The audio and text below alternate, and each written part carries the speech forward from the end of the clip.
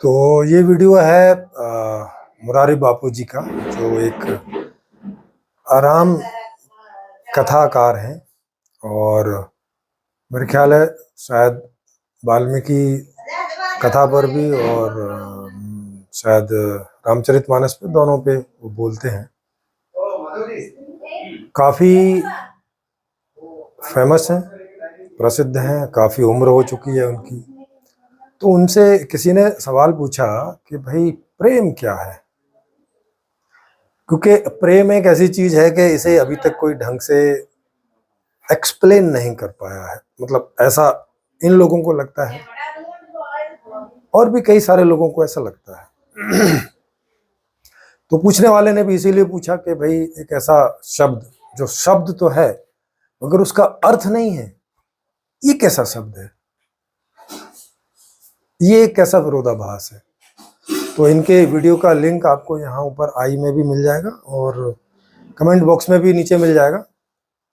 तो अभी मैंने दोनों जगह डालना शुरू किया है, कुछ समय बाद में केवल आई में डाला करूंगा, नीचे डालने की जरूरत नहीं होगी। तो यहाँ से आप इनके उस स्मॉल वीडियो को देख सकते हैं, शॉर्ट वीडियो को। तो वो कह रहे हैं कि भाई प्रेम को वो अवाक्य है, अवर्चनीय है, मतलब उसकी व्याख्या नहीं की जा सकती, उसका अर्थ नहीं किया जा सकता। और फिर एक वो प्यार को प्यार ही रहने दो, कोई नाम ना दो, है ना। और फिर तुरंत बात बोल देते हैं कि परमात्मा ही प्रेम है, फिर नाम भी दे रहे हैं और फिर अपना ज्ञान भी बताते हैं कि मेरी समझ में प्रेम ही परमात्मा है। परमात्मा प्रेम है नहीं, प्रेम ही परमात्मा है। गांधी जी की तरह, जैसे गांधी जी बोलते थे कि सत्य ही ईश्वर है, ईश्वर सत्य है ऐसा नहीं, सत्य ही ईश्वर है।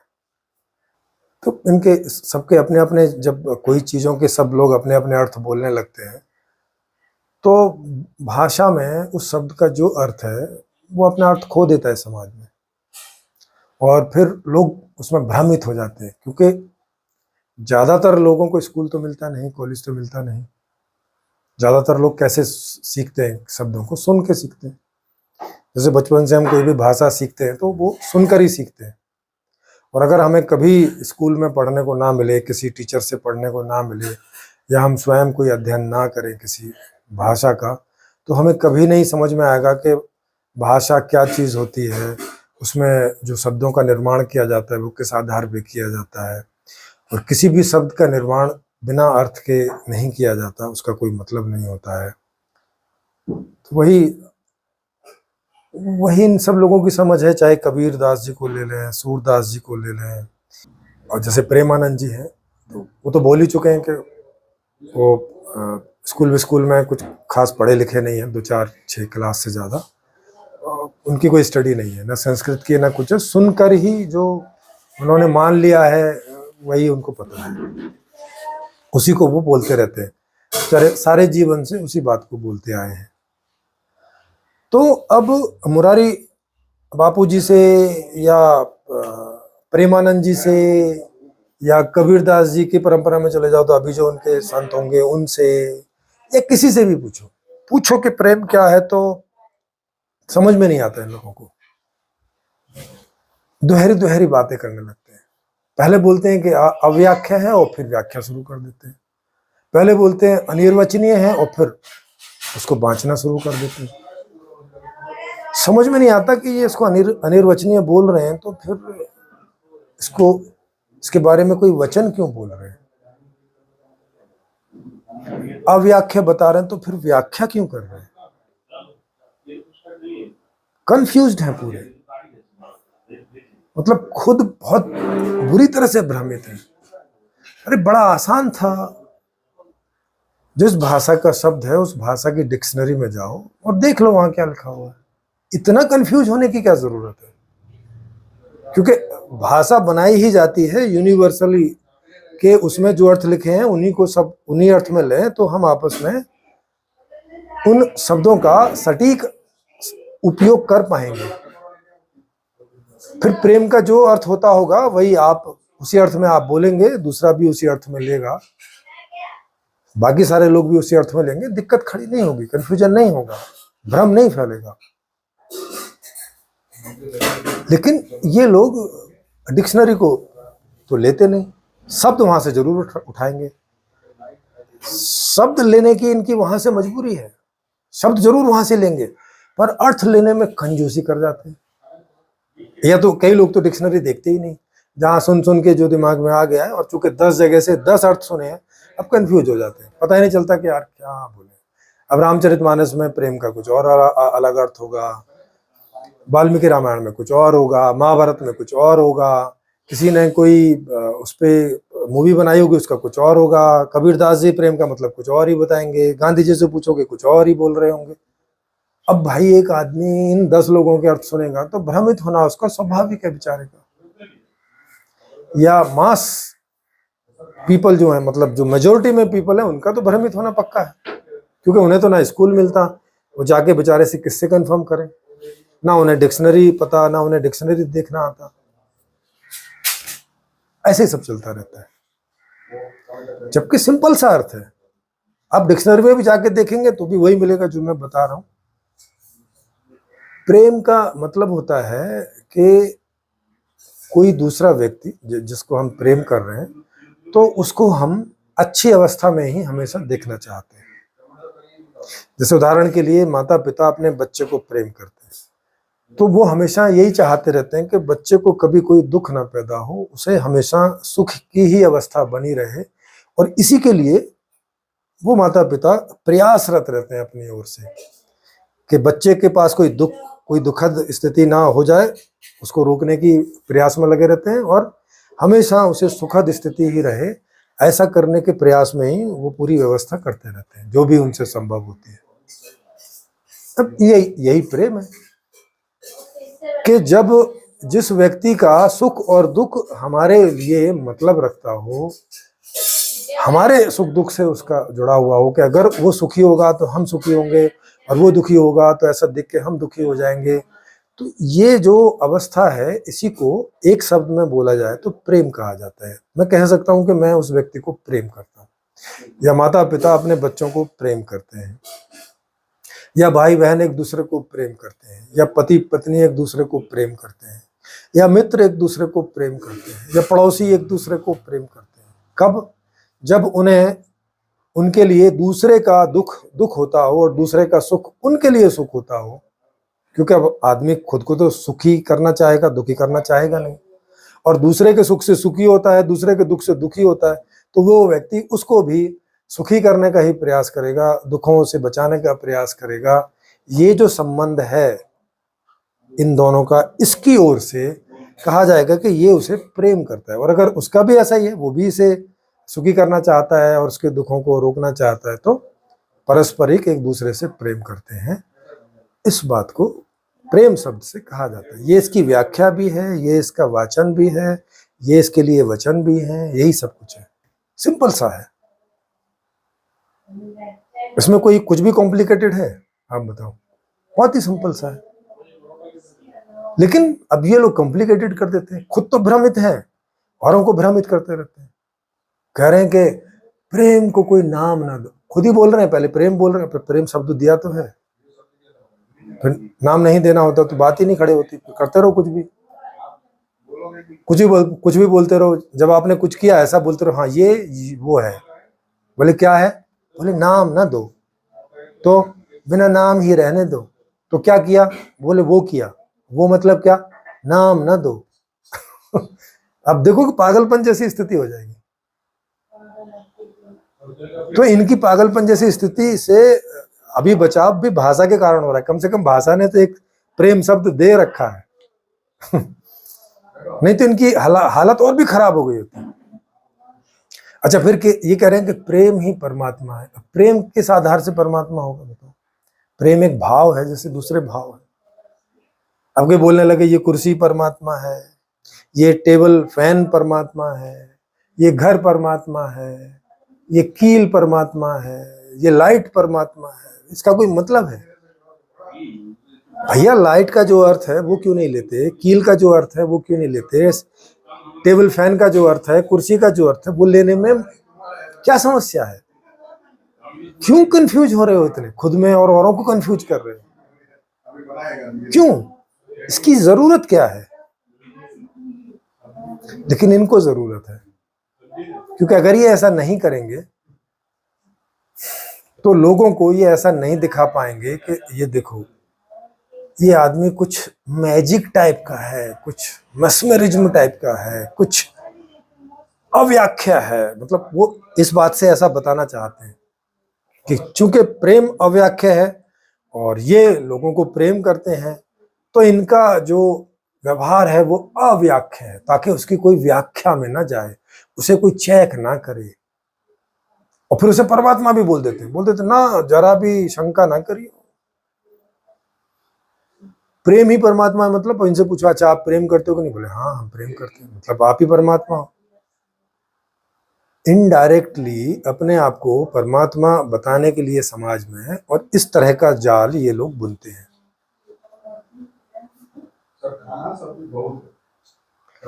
लोग फंस जाते हैं उसमें और वो जांच नहीं करते, बोलते नहीं नहीं गुरुजी की जांच नहीं करनी है। अरे परमात्मा की जांच कैसे कर सकते हैं? जब वो अनिर्वचनीय है, अव्याख्या है, तो जांच किस आधार पर करेंगे? क्योंकि जांच तो कोई व्याख्या की जा सकती है। जांच तो किसी के बारे में कोई स्टेटमेंट हो, कोई वचन हो, कोई वाचन हो, उसकी कर सकते हो। अब जिस चीज को आपने वाचन से ही बाहर निकाल दिया, व्याख्या से ही बाहर निकाल दिया, भाई जांच कैसे होगी? हो ही नहीं सकती। तो इन्हें सिर पे उठा के घूमते रहो, इनको बिठा के खिलाओ, बिठा के इनको सब चीज दो, इनकी कहानी सुनने के बदले में कि ये आपको एक कथा सुनाएंगे और उसके बदले में इनकी पूरी ऐशो आराम आप इनको दो।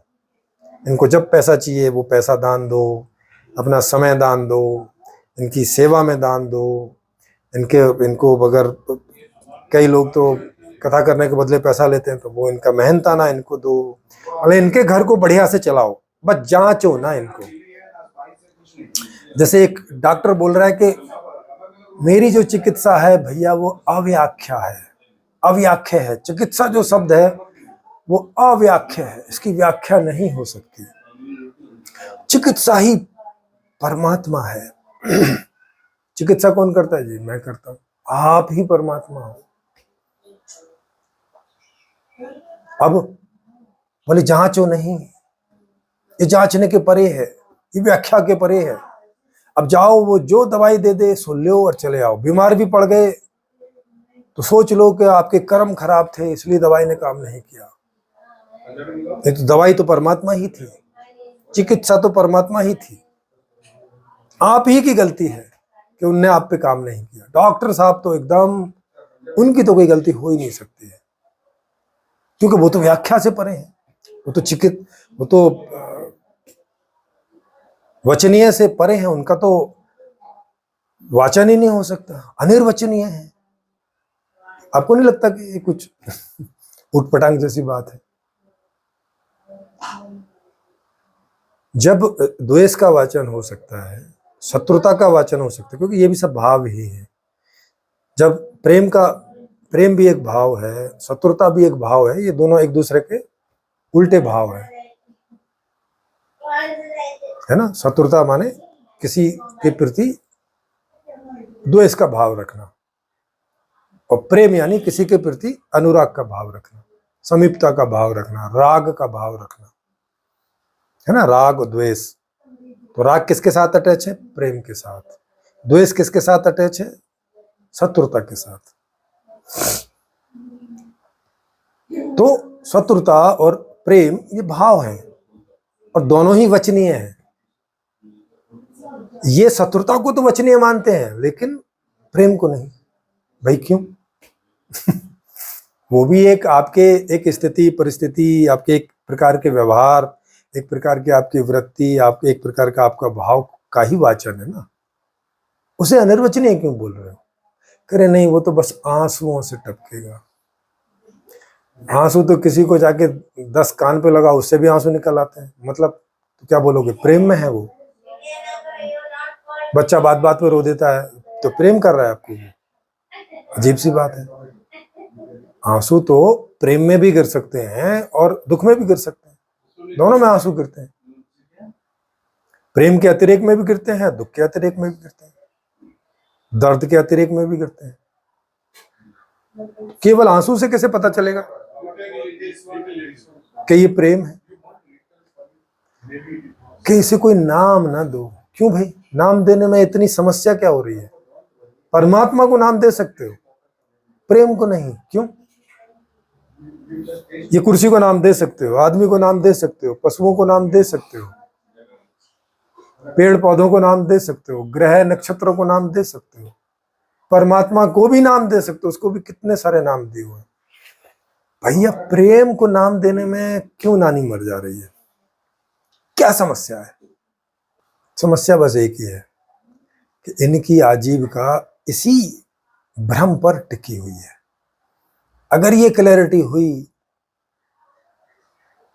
तो इनकी आजीविका गई, इनका सम्मान, इनकी इज्जत, जो लोग बोलते हैं ना, माननीय, प्रातः स्मरणीय, पूज्य बापूजी, मुरारी बापूजी, वो सब हट जाएगा, सारे विशेषण हट जाएंगे।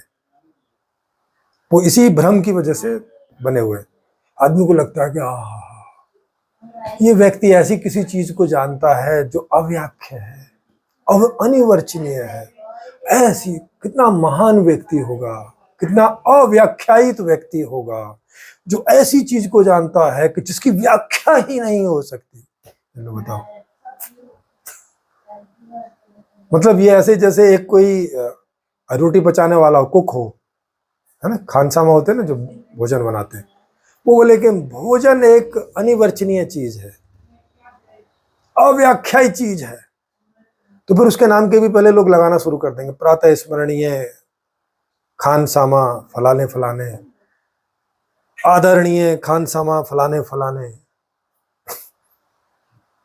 ये कुक नहीं, ये परमात्मा ही है, ऐसे करते भाई।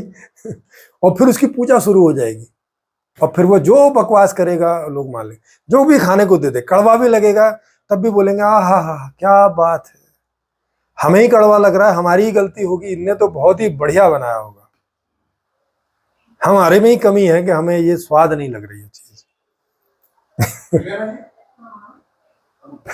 ऐसी स्थिति हो जाएगी आम आदमी की। बेचारा आम आदमी सोचेगा कि भाई इनकी तो गलती हो ही नहीं सकती, इतने महान आदमी की गलती कैसे हो सकती है, ये तो गलती मेरे ही अंदर होगी। और फिर उसे लगता ही नहीं कि वो प्रेम करता होगा किसी को, क्योंकि प्रेम आम आदमी करेगा कैसे संभव है? प्रेम तो मुरारी बापू कर सकते हैं, प्रेम तो कोई गांधी जी कर सकते हैं, है? प्रेम तो कोई आत्मज्ञानी व्यक्ति करेगा। हम आदमी सोचता है यार प्रेम हमारे लिए दूर की कौड़ी है, मतलब ना हम पत्नी को प्रेम कर सकते हैं, ना माँ को कर सकते हैं, ना बच्चों को कर सकते हैं, ना, बस मुरारी बापू जी ही सबको प्रेम करते हैं। ऐसा मैसेज वो बेचारों को जाता है।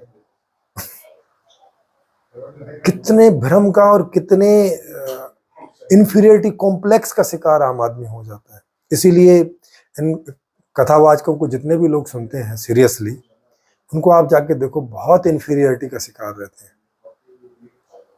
इतना इन्फीरियरिटी का शिकार रहते हैं कि कहीं उनको कॉन्फिडेंट ही नहीं होता, कॉन्फिडेंस ही नहीं आता कि वो किसी व्यक्ति को प्यार कर रहे हैं। अगर सामने वाले ने आदमी ने पूछ लिया, अच्छा आप हमें प्रेम करते हो, आदमी सटक जाता है, ना ना ना जी हम ना करते, वो तो मुरारी बापू जी करते हैं, हमारे बस की नहीं, हम नहीं कर सकते, ये तो हमारे से बहुत ऊपर की बात है, अव्याख्या ही बात है, हम तो व्याख्या वाले थे।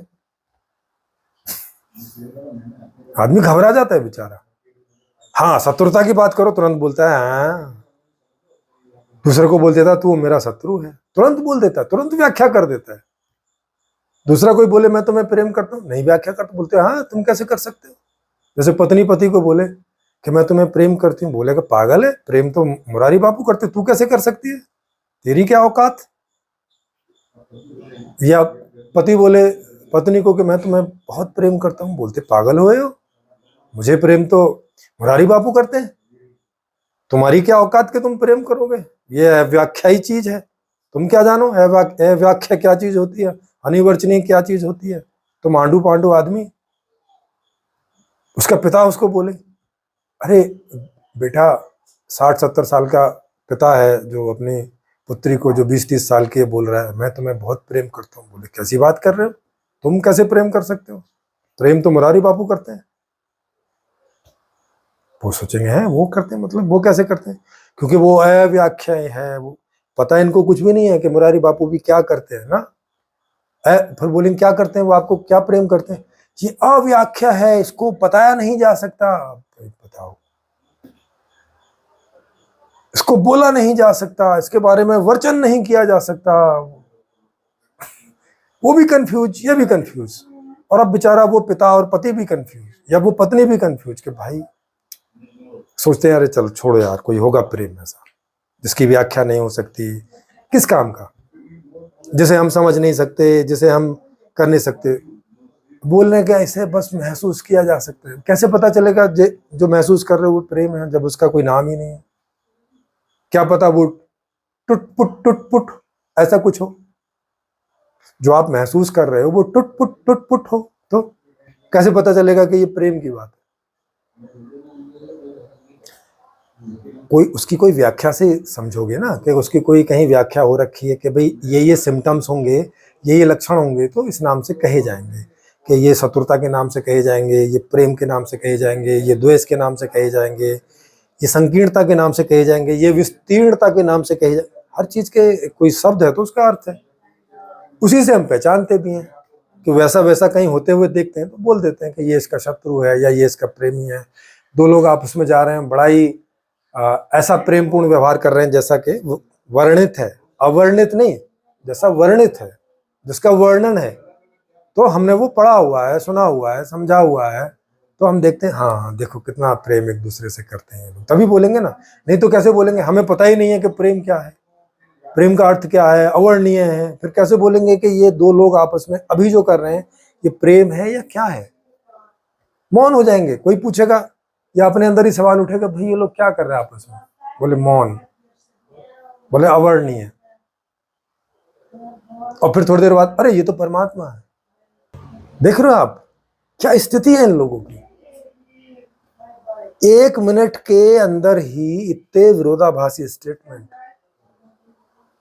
पहले कह रहे हैं ये एक जस्ट एहसास है, ये अव्याख्या है, ये अवर्णनीय है, फिर तुरंत ही व्याख्या शुरू भी कर दे रहे हैं कि ये तो परमात्मा है, फिर ये तो ये है, ये तो वो है।